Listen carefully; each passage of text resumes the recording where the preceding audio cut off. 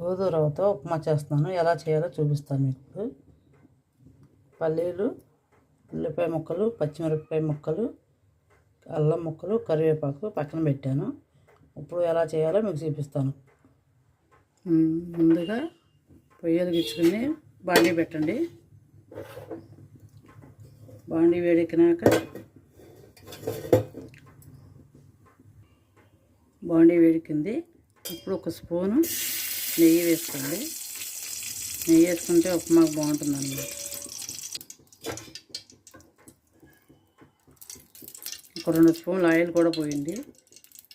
Spoon నెయ్యి వేసి 2 స్పూన్లు ఆయిల్ పోసాను నేను. అది వేడెక్కుతుంది.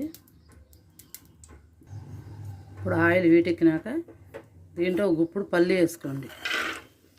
ఒక గుప్పుడు పల్లీలు వేసుకుని ఫ్రై చేయండి ముందు కొంచెంసేపు.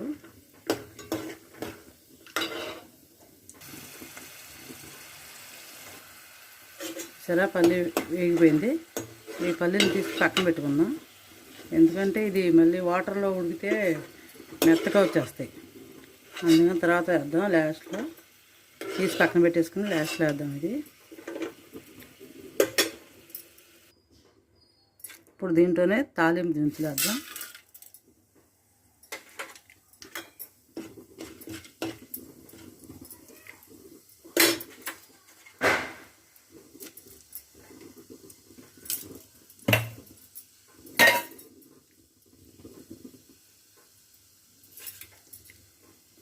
ఇప్పుడు ఉల్లిపాయ, పచ్చిమిరపకాయ, అల్లం సన్నగా కోసి పెట్టుకుని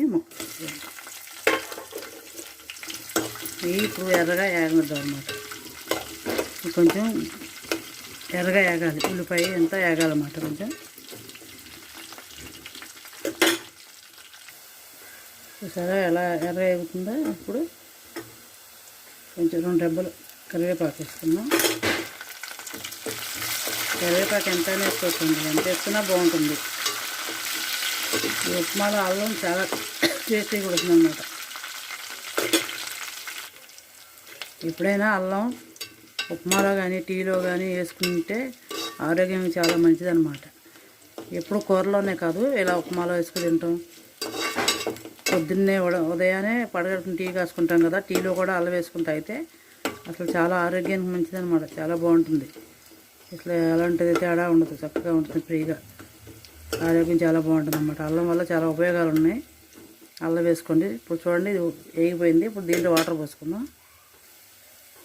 1 గ్లాసు రవ్వతో చేస్తున్నాను నేను. ఇప్పుడు 2